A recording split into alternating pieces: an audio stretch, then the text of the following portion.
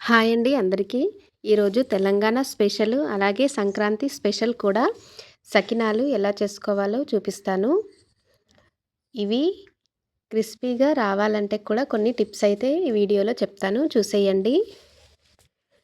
ముందుగా ఈ సకినాలు చేసుకోవడానికి సన్న బియ్యం కన్నా ఇలా రేషన్ బియ్యాన్ని, లావుగా ఉండే బియ్యాన్ని తీసుకోవాలి. నేనైతే కిలో బియ్యం తీసుకున్నానండి. ఇలా బియ్యాన్ని శుభ్రంగా 2-3 సార్లు కడిగి 12 గంటల పాటు నానబెట్టుకోవాలి. అంటే నైట్ మొత్తం నానబెట్టేసుకొని మళ్ళీ పొద్దున్నే కొంచెం తడి ఆరిపోయేంత వరకు ఎండబెట్టేసుకొని ఇలా మెత్తగా పిండి అయితే పట్టించుకోవాలి. ఇప్పుడు ఈ పిండికి తగినంత ఉప్పు, అలాగే వాము, నేను కిలో పిండి తీసుకున్నాను కదా, కిలో పిండికి 1/2 కిలో నువ్వులైతే వేసుకున్నాను. ఈ పిండిలో ఎంత ఎక్కువగా నువ్వులు వేసుకుంటే అంత టేస్టీగా అయితే చకినాలు ఉంటాయండి. వీటన్నింటినీ ముందుగా పిండిలో కలిసేటట్టుగా బాగా కలుపుకోవాలి. ఇప్పుడు కొంచెం కొంచెం నీళ్లు వేసుకుంటూ ఈ పిండిని బాగా కలుపుకోవాలి.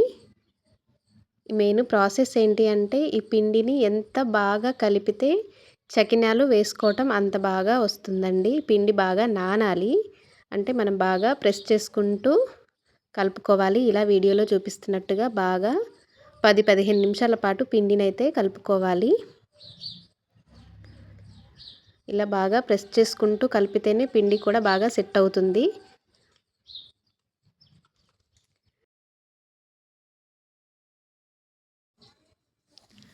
ఇలా బాగా కలిపిన తర్వాత ఒక అరగంట పాటు ఈ పిండిని మళ్ళీ నాననివ్వాలి.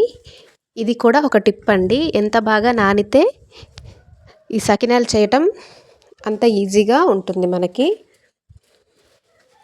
ఇప్పుడు ఇది సకినాలు చేసే ముందు కూడా మనం వాటర్తో తడి చేసుకుంటూ బాగా కలిపి చేసుకోవాలి. చూసారు కదా, ఇలా వేళ్ళని తిప్పుతూ ఇలా రౌండ్గా అయితే మనం సకినాలు వేసుకోవాలి. ఫస్ట్ టైం చేసే వాళ్ళకి ఇది కొంచెం కష్టంగానే ఉంటుంది, కానీ 2-3 సార్లు ట్రై చేస్తే తప్పకుండా వస్తుంది.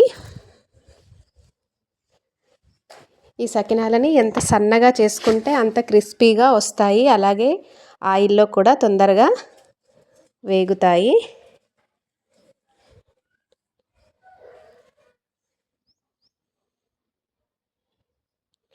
ఇలా వీడియోలో చూపిస్తున్నట్టుగా ఇలా వేళ్ళని తిప్పుకుంటూ ఇలా సన్నగా చేసుకోవాలి.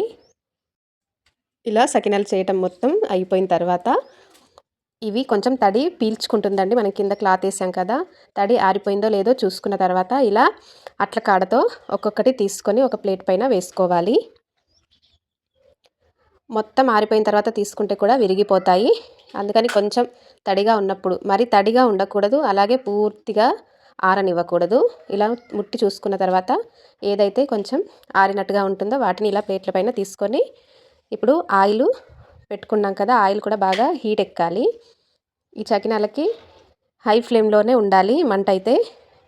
ఇలా వేసుకున్న తర్వాత 2 వైపులా తిప్పుతూ బాగా కాలనివ్వాలి.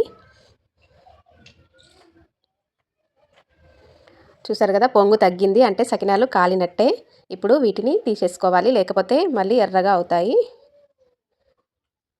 అంతేనండి, సకినాలని చిన్న చిన్న టిప్స్ పాటిస్తూ చేసుకుంటే చాలా టేస్టీగా క్రిస్పీగా ఉంటాయి. నా వీడియో కనుక మీకు నచ్చినట్లయితే నా వీడియోని లైక్ చేసి నా ఛానల్ని సబ్స్క్రైబ్ చేసుకోండి. Thank you for watching.